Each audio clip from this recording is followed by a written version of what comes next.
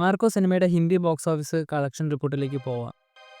First വീക്കിൽ 29 ലക്ഷം, ഫ്രൈഡേയിൽ 25 ലക്ഷം, സാറ്റർഡേയിൽ 70 ലക്ഷം, അങ്ങനെ 9 ദിവസം കൊണ്ട് മാർക്കോ സിനിമ ഹിന്ദി ബോക്സ് ഓഫീസിൽ നിന്നും ഗ്രോസ് കളക്ഷനായിട്ട് 1,24 ലക്ഷം രൂപയാണ് നേടിയിരിക്കുന്നത്.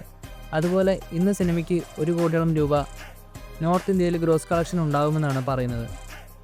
അതുപോലെ റെസ്റ്റ് ഓഫ് ഇന്ത്യയിലെ എല്ലാ ലാംഗ്വേജുകളിൽ നിന്നും 9 ദിവസം കൊണ്ട് 5 കോടിയോളം രൂപ സിനിമ കളക്ഷൻ ഇട്ടിട്ടുണ്ട്. നോർത്ത് ഇന്ത്യയിൽ വരുൺ ധവാന്റെ ബേബി ജോൺ എന്ന സിനിമയ്ക്ക് സ്ക്രീനുകൾ കുറയുകയും മാർക്കോ സിനിമയുടെ സ്ക്രീനുകൾ കൂട്ടുകയുമാണ് ഇപ്പോൾ ചെയ്തിരിക്കുന്നത്.